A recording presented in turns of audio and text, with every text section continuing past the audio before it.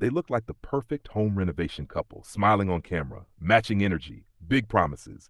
Hey guys, we're Chris and Raquelle.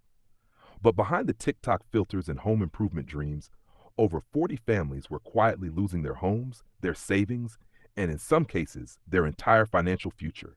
This is how a social media renovation couple allegedly scammed clients out of $5 million dollars and how it all finally collapsed.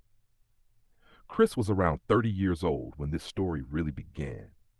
He lived in Texas and wanted something bigger than a normal 9 to 5 career. He didn't just want to sell houses, he wanted to become a home improvement influencer. The kind of couple you see online renovating kitchens, installing luxury floors, flipping properties, and giving advice about how to increase your home value. And he wasn't alone. By his side was Raquelle, charismatic, camera-friendly, and just as ambitious. Together they launched a renovation and construction company in 2020. Their pitch was simple.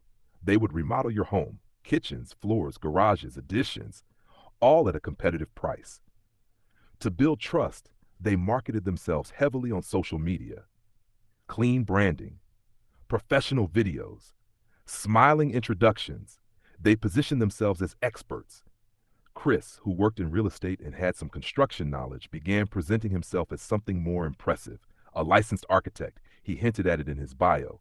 He implied it in conversations. And for homeowners scrolling through TikTok or Facebook, that title carried weight. Architect meant education. Architect meant licensing. Architect meant professionalism. And clients believed him. When potential homeowners reached out, Chris and Raquelle would offer bids that were noticeably lower than competitors. Not suspiciously low, just low enough to feel like a smart deal.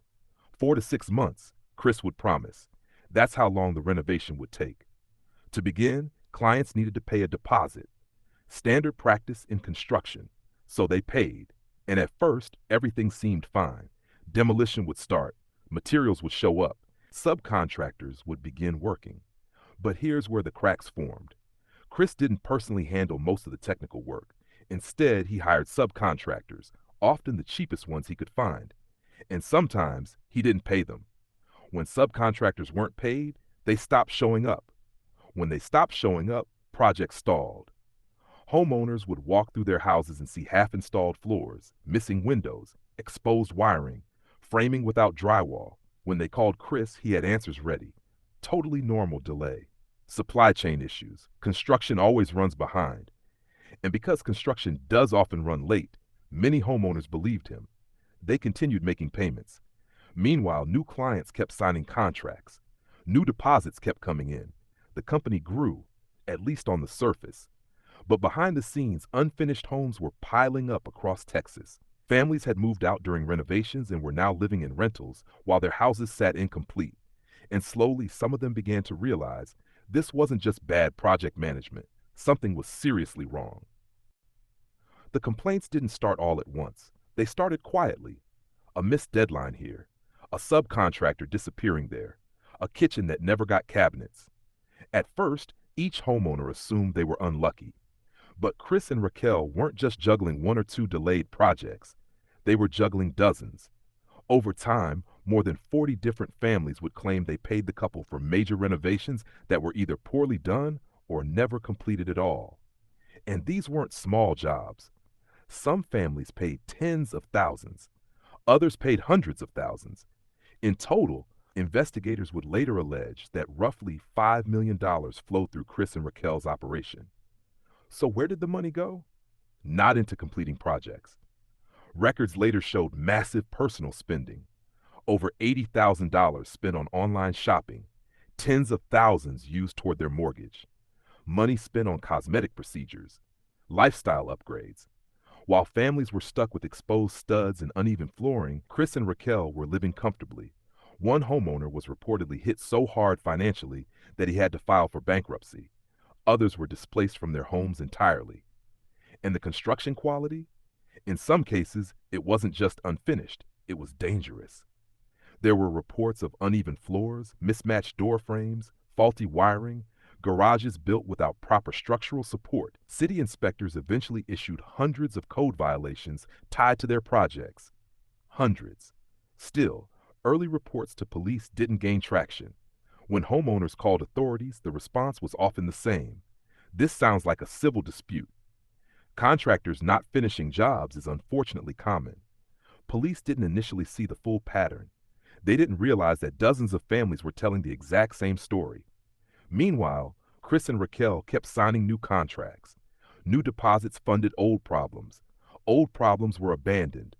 It started to resemble a cycle, money from new clients covering the image of success while past projects crumbled. But the illusion couldn't hold forever, because eventually one homeowner decided they weren't going to quietly accept it. They began searching for others, and when they found them, everything changed. In 2022, the cracks finally widened. A state licensing board discovered that Chris was presenting himself as an architect. Despite not being licensed, he received a formal warning. Stop claiming that title. But even that didn't slow the operation down. The projects continued, the money continued, the delays continued, until one former client created a Facebook group. At first, it was small. Then more names appeared. People began sharing contracts, payment records, screenshots of unanswered messages. The pattern was undeniable. Same promises, same delays, same ghosting. Some members of the group filed lawsuits. Others contacted local news. Eventually, the situation became too large to ignore. Local law enforcement began taking a closer look. Then federal authorities stepped in. Investigators reviewed financial records, contracts, licensing claims, and city inspection reports. They saw incomplete projects. They saw personal spending. They saw alleged misrepresentation. And then, arrests. Chris was taken into custody. Shortly after, Raquelle was arrested as well. The influencer couple who once filmed upbeat renovation content now faced serious federal charges. They later accepted plea agreements. Chris faced the possibility of up to 20 years. Raquelle faced several years as well. Sentencing was still pending, but the damage was already done.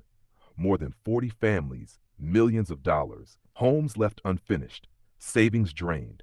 What started as a social media dream, curated, polished, and optimistic, ended as a massive fraud investigation. And the biggest lesson? Sometimes the most dangerous scams don't look aggressive. They look professional. They look friendly. They look like a couple smiling into a camera saying, "Hey guys,